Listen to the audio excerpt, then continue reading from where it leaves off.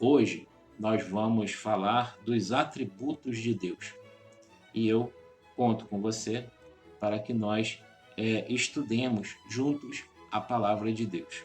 Tá bem? Vamos ao estudo? Eu te convido a abrir a palavra de Deus no livro de Salmo, Salmo de número 139. Ok? Salmo de número 139. Nós vamos ler do verso 1 até o verso de número 7. Diz assim a palavra de Deus: Senhor, tu me sondaste e me conheces. Tu conheces o meu assentar e o meu levantar. De longe entendes o meu pensamento. Cercas o meu andar e o meu deitar, e conhece todos os meus caminhos. Sem que haja uma palavra na minha língua, eis que, ó Senhor, tu conheces. Tu me cercaste em volta e puseste sobre mim a tua mão. Tal ciência é para mim maravilhosíssima, tão alta que não a posso atingir. Para onde me irei do teu espírito, ou para onde fugirei da tua face? A fim de aprofundarmos mais ainda o nosso conhecimento sobre a pessoa de Deus, nós vamos analisar os atributos de Deus. Nós vamos verificar como esses atributos de Deus atuam na sua própria essência e como eles, obviamente, interferem ou são interferidos pela nossa relação com ele. Tá bom? A base desse estudo ela se encontra na Bíblia de Estudo Pentecostal, editada pela CPAD em 1995.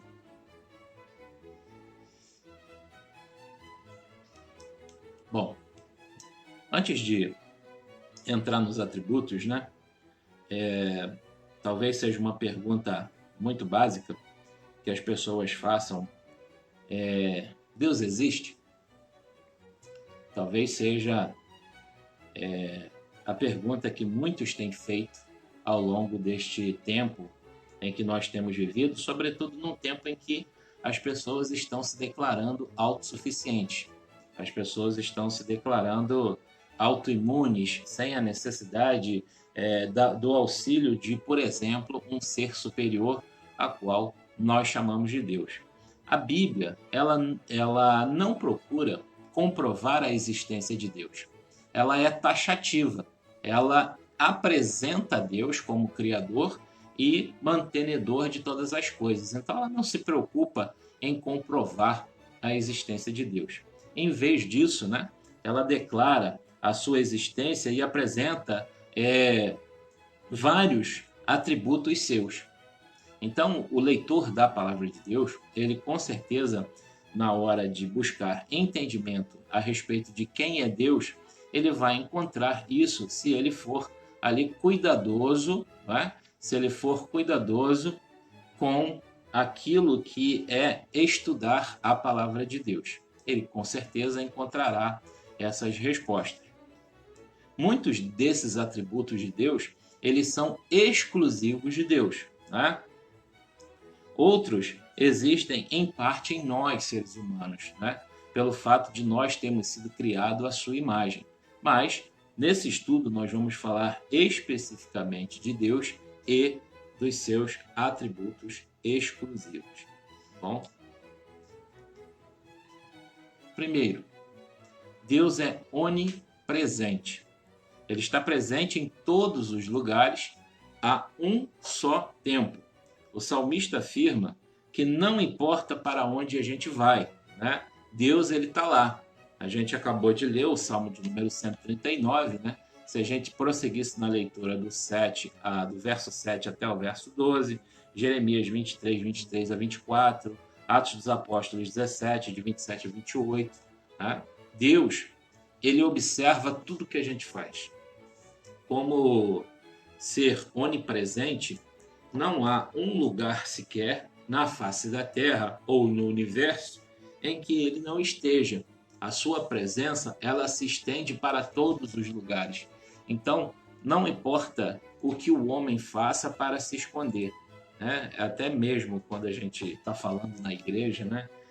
O homem ele pode enganar o seu pastor, ele pode enganar o seu irmão em Cristo, ele pode enganar, enfim, a sua esposa ou o seu marido, os seus filhos, mas a Deus ninguém engana. Por quê? Porque Deus ele está em todos os lugares.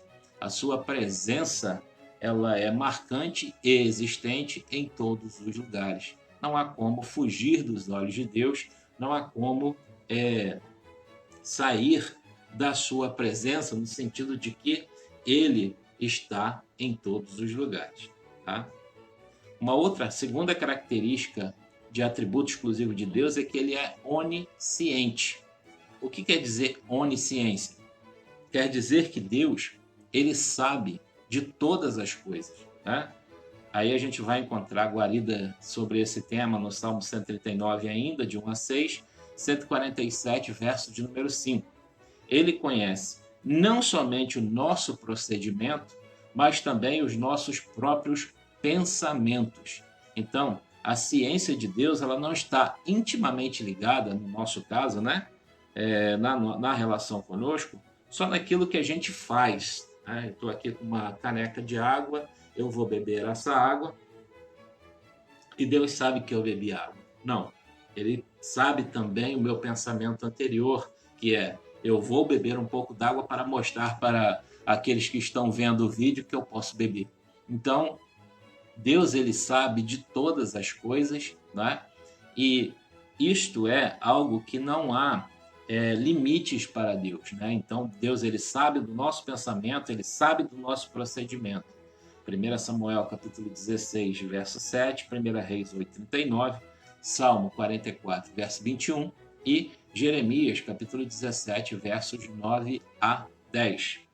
Quando a Bíblia fala da presciência de Deus, ou seja, né, aquilo que pode ser encontrado em Isaías 42, 9, Atos 2, 23 e 1 Pedro 1, 2, significa que ele, com precisão, conhece, né, a condição de todas as coisas e de todos os acontecimentos execuíveis, reais, possíveis, futuros, passados ou predestinados. Então, não há limites para essa onisciência de Deus. Né? Mesmo que aquilo seja modificado no nosso entendimento, Deus ele sabe o que pode acontecer, ele sabe o que acontecerá, ele sabe dos eventos reais que acontecem, que aconteceram, que acontecerão. Então, para todos os lados e com qualquer ligação de pensamento ou de qualquer ato que a gente venha a tomar e os reflexos desses atos no futuro, enfim, Deus, através da sua onisciência, ele sabe, né, da sua presciência, ele sabe de todas as coisas. A presciência de Deus, ela só não pode ser encarada por nós como uma espécie de determinismo filosófico, né? Deus ele é plenamente soberano e nesta soberania de Deus a gente precisa entender que ele pode, né, tomar decisões, alterar suas decisões, alterar os seus propósitos, tanto no tempo quanto na história, segundo a sua própria vontade, segundo a sua sabedoria. Né? Em outras palavras, Deus ele não está limitado à sua própria presciência. Ele pode também mudar a história e os acontecimentos à sua vontade. Tá bom? Amém, pessoal? Então, Deus ele não é limitado à sua presciência. Né? Ele não só olha para o corredor da história, como algumas pessoas insistem em mencionar. Não só olha para o corredor da história, como também ele tem a sua soberania e dentro da sua soberania ele pode mudar também conceitos, eventos, enfim, tudo que estiver ligado a essa história. A gente confere isso em Números, capítulo 14, versos 11 a 20, 2 Reis, capítulo 20, versos de 1 a 7. A terceira característica de Deus, que é própria apenas da pessoa de Deus, é que ele é onipotente. O que é onipotência? É o fato de Deus ser todo-poderoso. Ele detém autoridade total sobre todas as coisas e sobre todas as criaturas. Tá? o fato de Deus ser onipotente, onipresente, onisciente, o caracterizam efetivamente como Deus, né? Nenhum outro ser incriado, que a gente vai ver essa expressão mais adiante, mas nenhum outro ser incriado, a não ser a pessoa de Deus, na sua trindade, como também nós vamos ver mais adiante, né? Tem essa característica de ser onisciente, onipresente e onipotente, né? Somente Deus. Deus pode fazer a nossa vontade, sendo que o plano dele é outro? Pode. Não a nossa vontade no sentido da imposição, porque nós não temos condições de impor a Deus absolutamente nada. Tá? Quem somos nós para fazer isso? Mas nós podemos mover o coração de Deus, tá certo?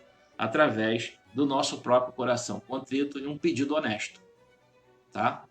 Esse pedido honesto, ele pode ser incorporado imediatamente à vontade de Deus. Então, nesse sentido, né? Sim, tá bom? A gente vê ao longo da história bíblica algumas interferências de homens em relação à vontade de Deus. Isso observando, obviamente, a palavra de Deus. Por exemplo, quando Abraão estava questionando a Deus sobre a destruição de Sodoma e Gomorra, ele estava falando ali, mas se tivesse 20, 40, 10, 5 justos, não, se tivesse isso, a quantidade, eu não faria. Tá? Deus já havia determinado a destruição de Sodoma e Gomorra. Tá certo? E Deus, obviamente, sabia também a quantidade de justos que lá se encontravam. Contudo, para o sentimento de Abraão, sobretudo em relação à família de Ló que lá se encontrava, não é? Era triste que aquela cidade, aquelas pessoas, elas fossem destruídas. Então estava no coração de Abraão um desejo de salvar aquela cidade e, por consequência, né, a família de Ló, e ele vai e busca interferir nesta ordem de Deus da destruição de Sodoma e Gomorra. Um outro evento, né, que pode ser descrito também, foi o rei, se não me falha a memória, Ezequias, onde ele pede a Deus, depois de ter sido declarado pelo profeta que ele morreria de uma doença, ele pede a Deus, chorando, pede a Deus misericórdia diante da situação, e antes mesmo que aquele profeta ele saísse do pátio do palácio do rei, ele manda o profeta voltar e dizer lá, olha, vai lá e diz que o profeta vai lá e diz ao rei que ele vai ter os tempos dele de vida estendidos. Né? Isso depois do próprio Deus ter determinado que o rei Ezequias já não viveria mais. Então, é possível sim. Tá? Voltando aqui para o nosso tema, Deus ele é onipotente, como eu disse, né? Ele detém todo o poder e autoridade total sobre todas as coisas e sobre todas as criaturas. Né? Salmo 147, versos 13 a 18, Jeremias 32, 17, Mateus 19, 26 e Lucas 1, 37. Isso não quer dizer, jamais, que Deus empregue todo o seu poder e autoridade em todos os momentos. Poxa, mas do que você está falando? É que, da mesma maneira que está escrito no livro de Eclesiastes, capítulo 3, que há tempo para todas as coisas, Deus ele também utiliza o seu poder com equidade. Nós vamos ver mais adiante, né, que alguns atributos ou características imanentes de Deus, né, elas são empregadas no tempo certo para obtenção do resultado que o próprio Deus espera. Tá bom? Nós vamos ver isso mais adiante. Por exemplo, Deus tem o poder para exterminar totalmente o pecado. Ele não tem? O que vocês acham? Mas ele optou por não fazer assim até o final da história humana. Ele poderia ter determinado o fim do pecado em Adão e Eva. Mas, pela sua soberana vontade, o pecado só vai ser definitivamente extinto quando a Terra e o universo conhecido forem destruídos e um novo céu e uma nova terra forem criados, não é? Só ali que de fato o pecado vai deixar de existir, tá bom? Em muitos casos, Deus ele limita o seu poder quando o emprega através do seu povo, segundo aos Coríntios capítulo 12, de 7 a 10. Em casos assim, o seu poder depende do nosso grau de entrega e submissão a ele.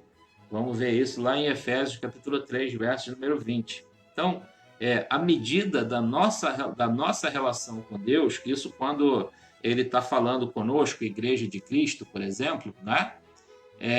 Quando ele está expondo o seu poder ou exercendo seu poder sobre nós, ele, obviamente, depende esse tipo de exercimento de poder quanto a nossa capacidade de entrega, o nosso grau de entrega a ele, tá bom? Quarta característica de Deus, exclusiva. Deus é transcendente. Ele é diferente e independente da sua criação. Tem um pessoal aí que é panteísta, né? Que diz que Deus é tudo e tudo é Deus. Isso é uma bobagem sem limite, tá? Deus não é tudo e tudo é Deus. Deus é um elemento separado, ele é diferente da sua criação. Ele não é um ser criado, ele não faz parte das criaturas, né? Como ser criado. Ele é um ser incriado, né? Deus nunca teve um início, tá certo? Como toda criatura tem, né? Deus nunca teve um início. Então a gente tem que entender que essa quarta característica de Deus, Deus ser transcendente, quer dizer exatamente isso. Ele é um ser diferente e independente da sua criação. A gente vai ver isso em Êxodo, capítulo 24, versos 9 a 18, Isaías 6, de 1 a 3, e 40, de 12 a 26, e 55, de 8 a 9. O seu ser e sua existência, ou seja, o ser de Deus e a existência de Deus, são infinitamente maiores e mais elevados do que a ordem por ele criada, né? Ele é muito maior do que a sua criação. 1 Reis, capítulo 8, verso 27, Isaías 66, 1 a 2, e Atos dos Apóstolos 17, versos 24 a 25. Ele subsiste de modo absolutamente perfeito e puro, não é? Deus ele existe na sua perfeição e na sua pureza, diferente, infelizmente, da sua criação, que está contaminada pelo vírus do pecado, né? Muito além daquilo que ele criou, mesmo antes da contaminação pelo pecado. Ele mesmo, o próprio Deus, ele é, como a gente já falou, incriado, ou seja, ele sempre existiu, não teve um começo, e existe à parte, ou seja, mesmo que desconsiderada a existência da criação, Deus ainda é Deus. 1 Timóteo capítulo 6, verso de número 16. A transcendência de Deus, ela não significa, porém, que ele não possa estar entre o seu povo, né, como seu Deus, como a gente vai ver em Levítico, capítulo 26, de 11 a 12, Ezequiel 37, 27, 43, 7, 2 Coríntios 6, 16. Bom, vamos para a quinta característica de Deus. Deus é eterno, ou seja, ele é de eternidade a eternidade. No tópico anterior, a gente falou que Deus é um ser incriado e que ele sempre existiu, né? E essa outra característica da eternidade de Deus quer dizer necessariamente de que ele vem desde a eternidade passada, ou seja, não importa em que tempo em que era, desde antes do tempo ser contado, até a eternidade, ou seja, até a eternidade, ou não tem nem como dizer uma outra palavra que se adeque a esse tema, dizendo que Deus sempre existiu, né, falando por miúdos, e sempre existirá. Salmo 90, verso 1 e 2, 102, 12, Isaías 57, verso 12. Nunca houve nem haverá um tempo, nem no passado, nem no futuro, em que Deus não existisse ou que não existirá. Essa é a expressão, né, mais clara para dizer que Deus é eterno. Ele não está limitado pelo tempo humano, né? Salmo 90, verso 4, 2 Pedro, capítulo 3, verso número 8, e é, portanto, melhor descrito como o Eu Sou. Êxodo 3, 14 e João 8, 58. né? Quando a gente vê essa expressão na Bíblia, né? Diz lá que o eu sou mandou você ir, né? Na verdade, é uma expressão que descreve muito bem a eternidade de Deus. Eu sou. Quem é? Eu sou. Tá? E pronto. Nenhum outro é. Só ele é. Ele pode se declarar como o eu sou. Amém? Deus, ele não sofre as influências do tempo, né? Em qualquer tempo ele existe e ele não é limitado, né, pelo tempo humano ou qualquer outro tipo de limitação que você possa imaginar, tá bom? Uma outra característica ou atributo de Deus é que Deus é imutável, tá? Ele é inalterável nos seus atributos, tá? Sabe quando a gente fala que uma pessoa tem dupla personalidade e uma hora ela reage de uma forma, outra hora ela reage de outra, né? Deus, ele não varia nos seus atributos, ele não tem os seus atributos alterados. Então, tudo está debaixo da sua perfeita vontade e soberania e tudo mediado pelos seus atributos. É inalterável nos seus atributos, nas suas perfeições e nos seus propósitos para a raça humana, tá certo? Então, aquilo que Deus faz é imutável naquilo que ele mesmo é. Isto faz parte da sua soberania. Isso faz parte da sua vontade, tá certo? O fato dele receber uma oração e conceder a alguém algum tipo de benefício, alterando aquilo que ele havia determinado antes, não quer dizer que Deus ele seja alterável naquilo que é a sua essência, tá certo? Então, neste sentido, Deus é imutável. Números 23, 19, Salmo 102, 26 a 28, Isaías 41, 4, Malaquias 3, 6, Hebreus 1, de 11 a 12 e Tiago 1, 17. Esse texto de Tiago 1, 17, ele é emblemático, né? Toda vez que a gente vai falar a respeito de o Deus imutável, a gente cita, né, esse texto de Tiago, capítulo 1, verso 17. Deixa eu só ver se eu acho rapidamente aqui. 1,17. Todo mundo já conhece, né? Mas é sempre bom citar. Toda boa dádiva e todo dom perfeito vem do alto, descendo do Pai das luzes, em quem não há mudança nem sombra de variação. Bom, seguindo aqui a respeito da imutabilidade de Deus, isso não significa, porém, que Deus nunca altere seus propósitos, que é o que eu acabei de falar ainda há pouco, né? Temporários ante o proceder humano. Então, assim, existe um plano geral de Deus, não é? Que está transcorrendo a história independente das nossas ações, tá?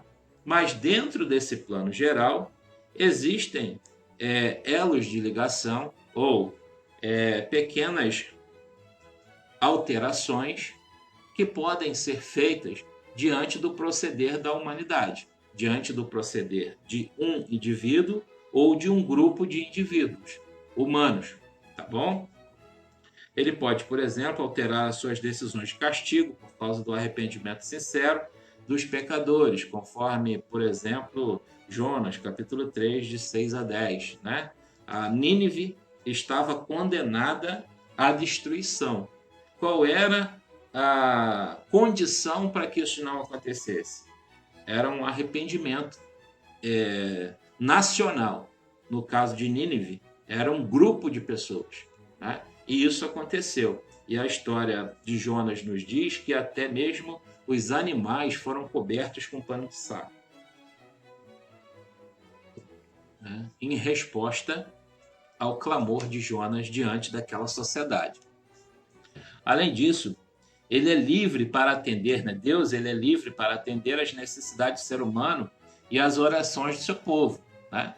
A palavra de Deus, ela diz que a oração do justo, ela pode muito em seus efeitos. Em que efeitos? Efeitos de alteração da realidade, né? Nós fazemos isso em muitas maneiras. Por exemplo, quando nós nos reunimos em oração, nós estamos com alguma enfermidade, não é? É bom e aceitável diante de Deus que nós oremos a Ele diante da nossa angústia. E Ele, obviamente, né, movido pelo coração contrito, Ele acaba, né, concedendo, né, a cura em determinadas circunstâncias, não é verdade? Então, isso é bem possível. Então, se Deus trata individualmente com cada pessoa, a resposta é sim. A salvação é individual, apesar de ter sido construída de forma única e para a coletividade, ela é individual. Então, no quesito mais importante da nossa relação com Deus, a relação ela é individual. Em segundo plano, as petições são pessoais. Né? Normalmente, quando você está orando a Deus pedindo qualquer coisa, você está orando de forma pessoal, a não ser que seja um pedido coletivo. Por exemplo, quando todo o Israel se reuniu para orar ao Senhor para que um libertador viesse. Né? Aconteceu esse momento na história de Israel, quando eles estavam presos no deserto, no Egito, né? E Deus ele manda um libertador, que foi Moisés. Então, tanto pode ser coletivo o pedido, né? A nação se reunir, por exemplo, para que nós tenhamos dias melhores no Brasil, né? Deveria acontecer, o povo deveria se unir em oração. Muitas vezes a gente fala, o Brasil precisa orar. Por quê? Porque a oração nacional, ela fará com que Deus ele acampe nacionalmente, ele olhe nacionalmente para os nossos problemas, né? E seria ótimo que essa nação que diz que tem 90% de cristãos, e infelizmente nós somos forçados a dizer que isso não é verdade, né? Que se derramasse em oração, que derramasse um coração contrito diante de Deus, no sentido de que ele mudasse a história dessa nação aqui chamada Brasil, né? Infelizmente ainda não chegou esse tempo, espero que um dia aconteça. Se a gente for falar a respeito do tempo de Deus e do tempo dos homens, né? A primeira grande diferença é que a nossa vida física ela é limitada. A vida de Deus ela não é limitada a absolutamente nada, né? A segunda grande característica, e aí a gente começa a se ligar a Deus, é que apesar da nossa vida física ela ser limitada, a nossa vida espiritual não é. Né? A nossa vida espiritual, diferente da de Deus, que Deus sempre existiu e sempre existirá, a partir do nosso nascimento a gente passa a ter a vida eterna. A vida eterna em que sentido? De que a nossa alma não morre. Morre no sentido do pecado, mas não morre no sentido da existência. Então, a segunda coisa que a gente poderia comparar a humanidade em relação a Deus é essa questão. Só que a palavra de Deus ela vem dizer que a gente tem dois caminhos, na verdade? Bênção, maldição, vida eterna com Deus ou separação eterna de Deus.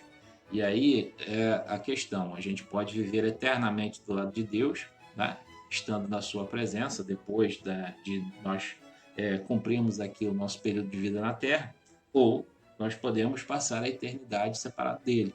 Então, essas são duas rápidas características que a gente pode aqui descrever em relação a isso. Uma questão que muitas pessoas levantam é com relação a se já houve, não é,